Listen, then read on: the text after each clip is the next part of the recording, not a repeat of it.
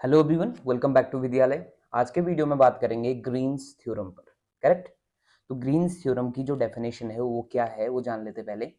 अगर आपके पास आर कोई रीजन है ना, और बाउंडेड बाय यानी कि ये आपका एक क्लोज्ड रीजन होगा, जिस जो आपका इस तरह से आप डिफाइन कर सकते हैं। देखो, ये आपका क्लोज्ड रीजन हो गया जो हम आर है कह रहे हैं, और बाहर जो एक क्लोज रीजन है ना, जो जिसकी मदद से क्लोज किया गया है इस कर्व को, मान लो मैं थोड़ी देर के लिए क्या बोल रहा हूँ, सी।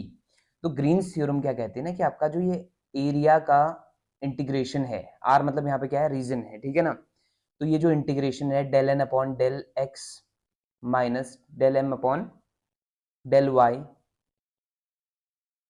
D X D Y is equal to हो जाता है क्लोज, जो क्लोज कर्व है उसका इंटीग्रेशन सी, और यहाँ पे आ जाएगा कौन, M D X plus N D Y. तो कहने का मतलब ये है ना, ये लाइन इंटीग्रल और सरफेस इंटीग्रल का एक कंपैरिजन है। यानी कि ये जो सरफेस इंटीग्रल है लेफ्ट साइड लिखा हुआ है, इसकी मैथमेटिकल वैल्यू इस लाइन इंटीग्रल के बराबर आ जाती है अकॉर्डिंग टू ग्रीन्स थ्योरम। और कंडीशन क्या है, आर कैसा होना चाहिए, एक क्लोज्ड रीजन होना चाहिए, किससे घिरा हुआ, इस कर्व सी से घिरा हुआ, ठीक है। तो ऐसे केस में हम ये कहेंगे कि आपका जो लाइन इंटीग्रल है वो इक्विवेलेंट हो जाता है किसके, सरफेस इंटीग्रल के। तो ये आपका कौन होगी, ग्रीन्स थ्योरम होगी। यहाँ से आपका क्वेश्चन इसका प्रूफ से रिलेटेड नहीं बनेगा, है ना, क्योंकि प्रूफ थोड़े पूछने वाला वहां पे हो। तो यहाँ आपका क्वेश्चन बनेगा कि आपका which of the following represents Green's theorem. तो आपको इस तरह के चार ऑप्शन दिए होंगे, है ना, पहला ऑप्शन, दूसरा ऑप्शन, तीसरा ऑप्शन, चौथा ऑप्शन, ऐसे चार ऑप्शन दिए होंगे। आपने टिक करना होगा, किसको टिक करेंगे आप, इस तरह के ऑप्शन को, जहां पे आपको इस तरह की चीज दिखाई देगी उसको हम टिक करेंगे। क्लियर इतना, ठीक। अब यहाँ से फायदा क्या है वो देखो जरा। तो कहीं कहीं पे ना सिंगल इंटीग्रेशन करना टफ हो जाता है, तो हम क्या करेंगे, उसको डबल इंटीग्रेशन में कन्वर्ट कर देंगे, किसकी मदद से, ग्रीन्स थ्योरम की मदद से। तो देखिए जरा हम कैसे कर सकते हैं किसी पर्टिकुलर क्वेश्चन को इस तरह से कन्वर्ट, ठीक। चलिए, जस्ट सपोज करो, कहता कि इवेल्युएट, कुछ ऐसा दिया हुआ है क्वेश्चन, क्लोज कर्व सी, और अंदर दिया हुआ है cos x sine y minus x y D x, और plus sine x cos Y और साथ में डी वाई, ये दिया हुआ है आपको, ठीक। अगर आप ये देख पा रहे हैं ना, थोड़ा सा इसको कंपेयर करेंगे तो ये चीज एक्चुअल में ग्रीन्स का जो है वो राइट वाला पोर्शन है। क्लियर। तो अब अकॉर्डिंग टू ग्रीन्स थ्योरम क्या होता है, double integral R del N upon del X minus del M upon del Y D X D Y किसके बराबर होता है, क्लोज इंटीग्रेशन सी, और यहां बन जाता था क्या, M D X plus N D Y. अब यहाँ आपने समझना है जो डी एक्स के साथ है ना, ये डी एक्स के साथ वाला पोर्शन क्या बन जाएगा, एम बन जाएगा। क्लियर। और जो आपका dy के साथ है ये कौन बन जाएगा, n बन जाएगा। तो ये दो चीजें मिल गई। तो अब आप क्या करेंगे, ये लाइन इंटीग्रल को सॉल्व नहीं करने वाले हम आज आज हम सॉल्व करेंगे किसको, डबल इंटीग्रेशन यानी सरफेस इंटीग्रल को। लेकिन इसके लिए हमारे पास रिक्वायरमेंट क्या क्या है, एक है del N upon del X और एक है del M upon del Y. इसको चेक कर लेते हैं जल्दी से, ठीक। लेकिन इस क्वेश्चन को अगर मैं पूरा कंप्लीट करूं तो ये कहता है evaluate by Green's theorem this where C is the circle. एक कंडीशन और दी है इसने, सी जो है वो एक सर्कल है, X square plus Y square equal to क्या, वन। ये लिमिट के लिए काम आएगा मेरे थोड़ी देर बाद, ठीक है। चलो पहले पहला काम ये किया जाए, एम और एन तो हम पहचान गए। अब क्या करेंगे ना, हम del M upon del y निकालेंगे। तो del M upon del y का मतलब हो गया del upon del y of what, जो एम पोर्शन था उसको पकड़ लो, कौन था m, cos x sine y minus x y. इसको partially with respect to y आप क्या कर दो, डेरिवेट कर दो। पार्शियली डेरिवेट करने का मतलब हुआ taking X as a constant. Now sine Y का डेरिवेटिव क्या होता है, cos वाई, तो ये बन जाएगा cos एक्स, ऑलरेडी था तो ये बन जाएगा cos वाई माइनस, अगर y के रिस्पेक्ट में डेरिवेट कर रहे हैं तो क्या बन जाएगा x, ठीक है। सेम एज आप del N upon del X ढूंढ लो, तो del upon del X of what, जो दूसरा पोर्शन है कौन, sine X into cos Y, ठीक है। इसको डेरिवेट किया तो sine X with respect to क्या करना है, एक्स करना है, तो कॉस वाई क्या है, कांस्टेंट हो जाएगा। तो साइन का डेरिवेटिव क्या होता है, कॉस एक्स, और ये बन जाएगा कॉस वाई। क्लियर यहां तक। अब आ जाते हैं अपने क्वेश्चन पे। तो क्वेश्चन का ये देखो, हम ये पोर्शन सॉल्व नहीं कर रहे हैं क्योंकि ये इक्विवेलेंट है इसके ना, तो हम लेफ्ट वाले पोर्शन को सॉल्व करने जा रहे हैं। तो मान लो थोड़ी देर के लिए इसको मैंने आई बोल दिया, तो आई इक्वल टू अब क्या हो जाएगा, डबल इंटीग्रल आर, और अंदर जो चीजें हैं वो कुछ इस तरह से हो जाएंगी, एम वाला पोर्शन आप बाद में रखेंगे, एन पहले, तो यानी कि cos X cos Y minus, और यहां बन जाएगा cos X cos Y minus X, और साथ में कौन, डी एक्स डी वाई।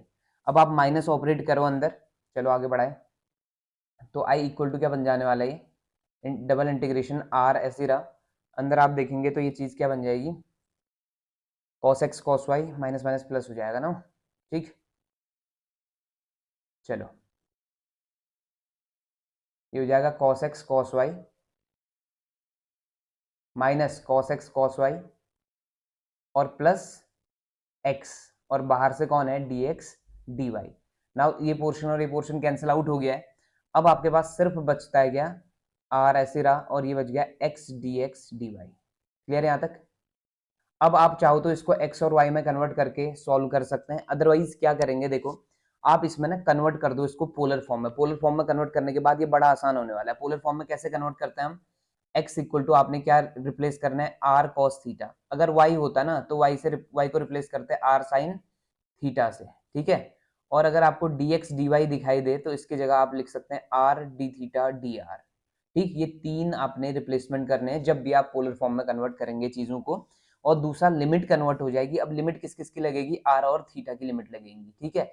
अब लिमिट कहां से मिलेंगे, यहाँ आ जाओ जल्दी से, क्या था, X square plus Y square equal to कितना था, 1, तो यहाँ आपने x की वैल्यू और y की वैल्यू रखते ही r की वैल्यू आ जाएगी, यानी कि r की जो लिमिट आएगी ना, r की लिमिट आ जाएगी 0 से लेके कहां तक, 1 तक। और थीटा की limit in case of whole circle, पूरे सर्कल में थीटा की लिमिट कितनी होगी, 0 से लेके कहां तक, 2 पाई तक इसकी लिमिट हो जाएगी। तो अब वैल्यू पुट कर दो, x की जगह क्या रखा आपने, r cos थीटा, और इनटू में क्या आ जाएगा, r d थीटा dr, ठीक है।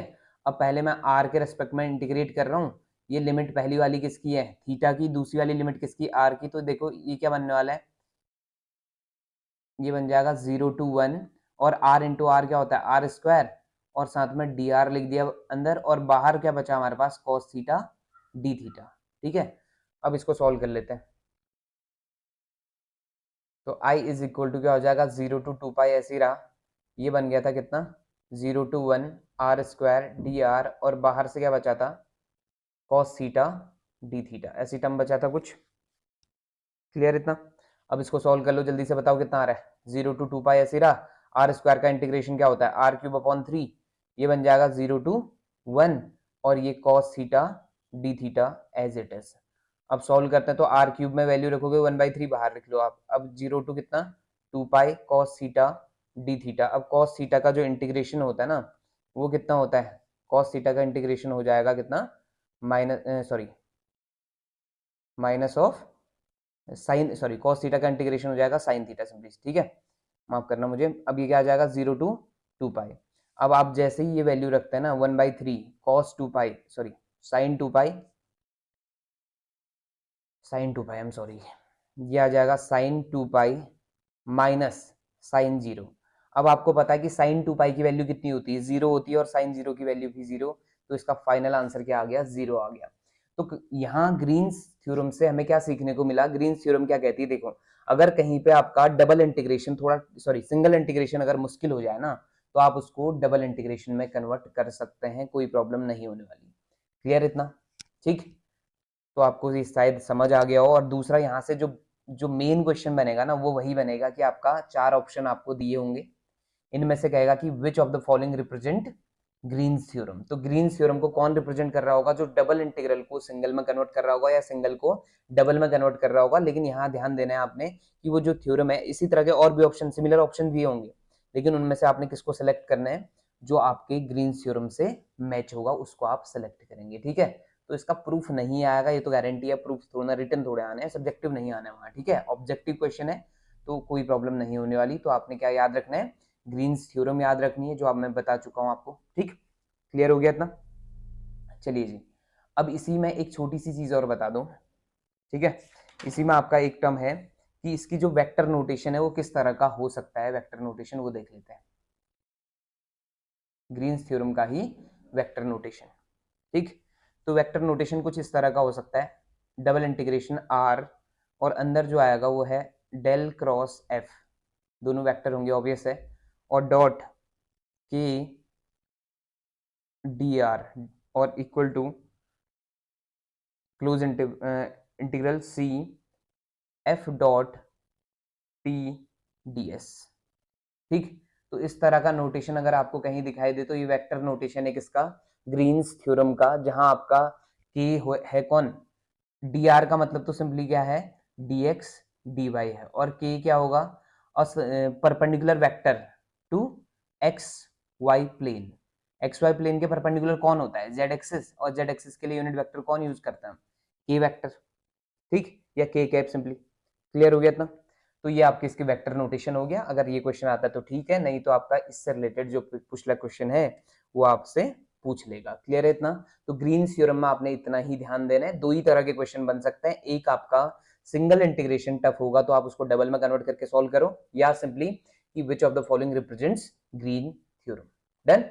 चलिए, अगर आपको वीडियो पसंद आ रहा है तो please do like share and subscribe. आपसे मिलेंगे नेक्स्ट वीडियो में। Thank you so much for watching.